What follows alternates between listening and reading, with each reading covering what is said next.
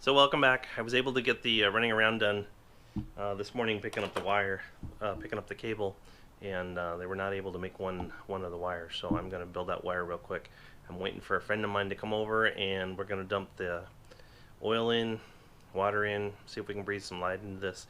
I'm not going to bore you with all the little details that I have to do to it, and I'll start filming again once I start bleeding the air from the fuel system and see if we can breathe some light into it. You know, that's what I've been waiting for. So anyway, stand by. I will be back shortly, and we'll see if we can make some power. So I want to roll the window down so I hear the rods knocking. nice. Oh no, that's the marbles rattling around. Sorry you're hitting her, Riley. So the oil pressure system is primed. The fuel pressure, or the fuel, is up until the canister here, and so we're going to spin it over now. Once it does get started, according to Hamilton Cams, break-in period, it's run time of 5 minutes at 1200 to 1500 RPM. So that's what we're going to do.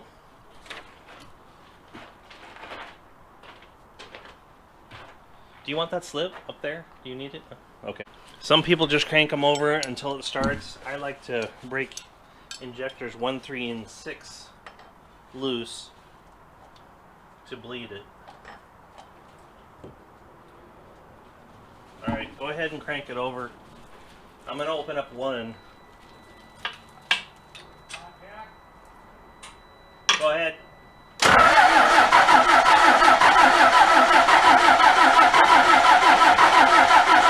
Hold it. We got one. Hold on.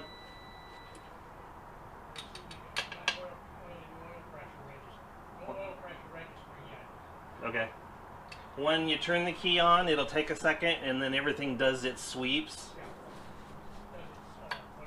Yeah, rechecking or something. Okay, go ahead.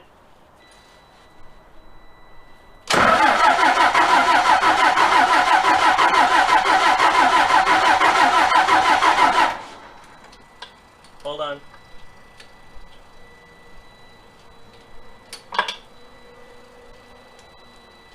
I need a light.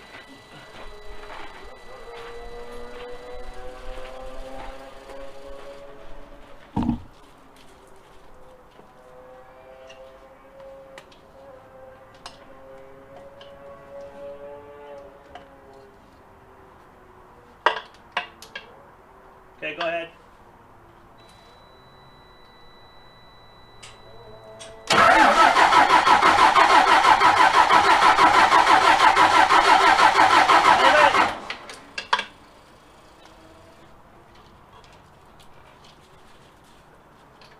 I got air on that one. So.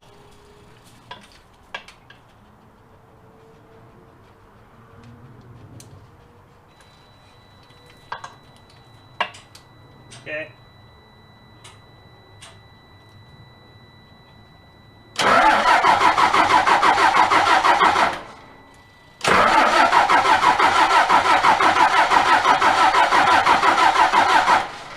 Just getting air.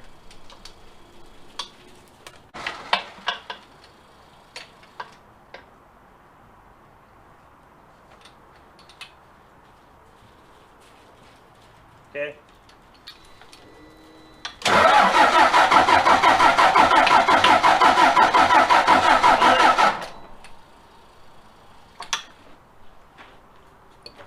I want to start off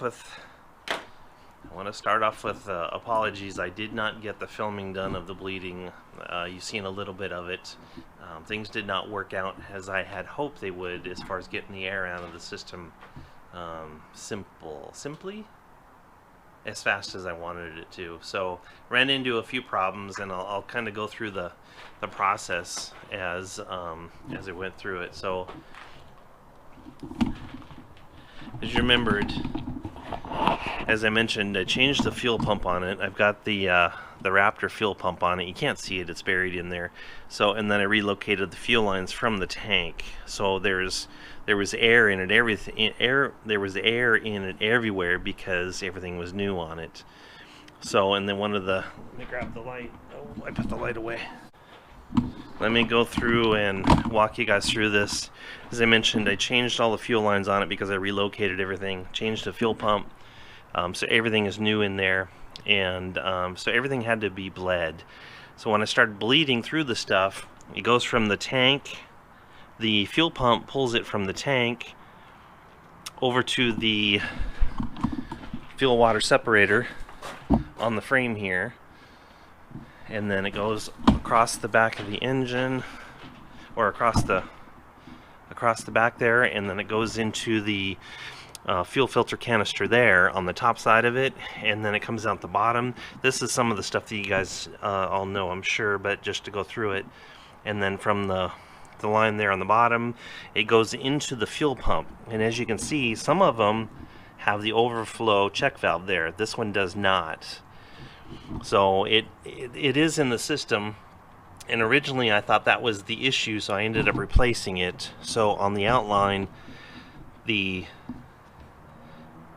on the exit line to the left of it there, it goes along the metal line up on the block here, as you can see, and I don't know if you can see it. There's a T in the back where some of them just use the standard T. I have a picture of it.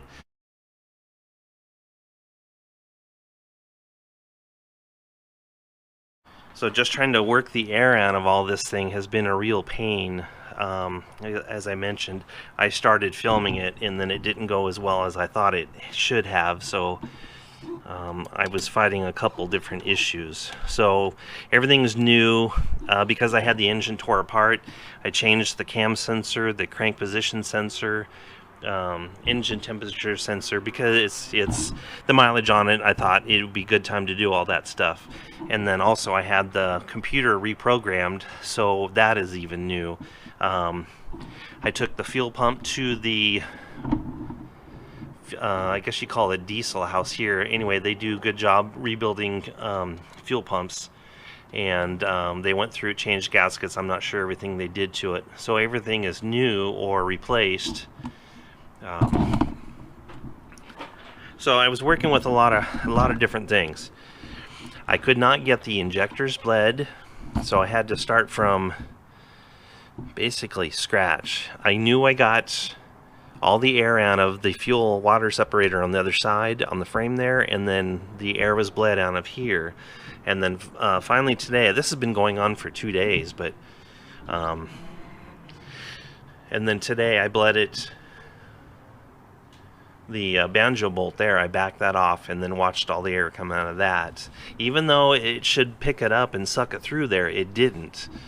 And I did find one injector line leaking on the back. It was injector line number 4, and then I went through the rest of them, checked that. There was a couple loose, but that was the only one that was leaking. So normally you crack injectors 1, 3, and 4, and I did that, and I could not get any fuel out of injector line number 3. So that's why I went back and cracked it on the back of the fuel pump there. And then what else? Oh, and then the batteries died and all that in the meantime, so I had to get new batteries. And then when I could not get it started, I even went as far as unplugging the injection pump and hot wiring it. I made a little wiring harness.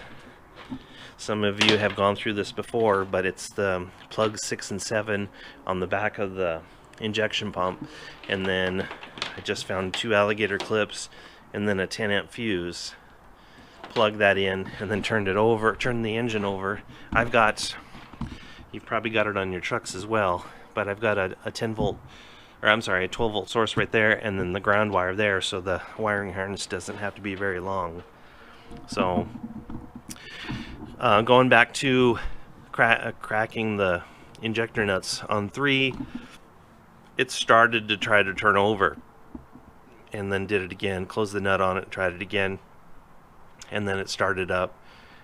And so then I pulled the hot wire. I pulled the wire off the computer, plugged the factory harness back into the computer, or I'm sorry, into the ejection pump, and then turned it over by the key, and then it turned over and ran.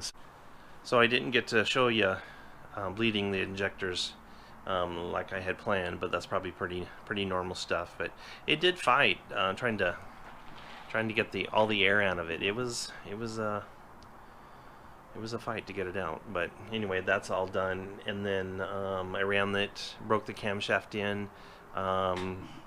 Hamilton Cam, their paperwork says, I think 5 or 10 minutes for 12 to 1500 RPM. So I got all that done, and then after that, retorqued the head studs, and then set the valve lash again. So we're good for there.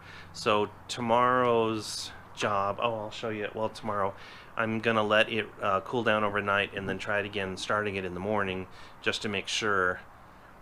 So if anything bleeds down overnight, then I'll be able to find that. But tomorrow, that's tomorrow's job. And then change the oil, dump all the water out of the radiator, and refill it with antifreeze. And then probably take it for a road spin.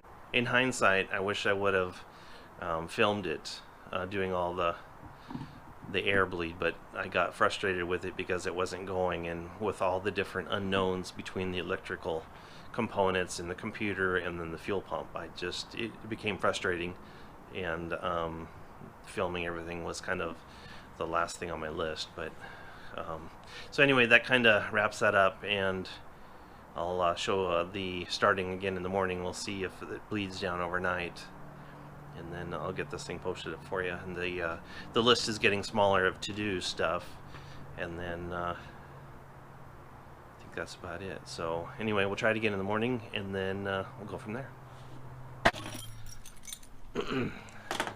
So good morning, good afternoon, good evening, depending on where you are watching from. This is the moment I've been waiting for. It's the next day. Truck's been sitting overnight. So I want to see if the truck will start right off, and see if the fuel pressure has bled down. So let's take a look.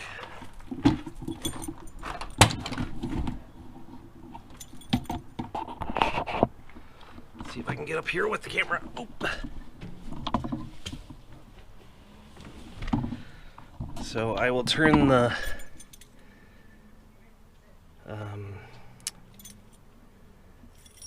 lights on. Maybe you can see. I don't know if there's any air left. There's a little bit of air left in the tank, but I have not started it yet, so it's going to make a whole bunch of racket, but we'll see what happens.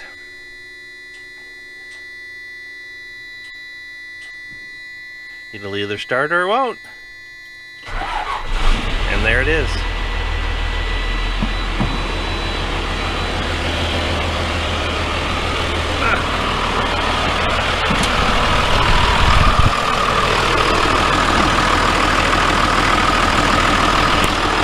I don't know if you can hear me talk over the engine.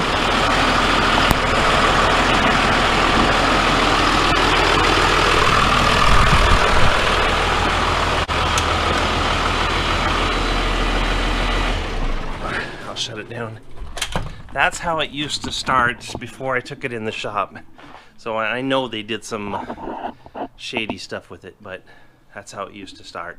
Didn't matter how warm it was or how cold it was. I mean, within reason, 30 degrees. But you bump the key and it started right up. So that's been sitting since last night. So that tells me there is no air in the system anymore, and there's no leaks. So what that tells me is I can move on to the next step, put the hood back on. I'm going to change the oil. I'm going to run it for a few minutes, warm the oil up, and then let it drain all the water out of it, and put antifreeze into it. But that will wrap this one up, and then I'm going to try getting the wood on the bed here sometime during the week. So I'll do another video up on that, but for now that's all I have.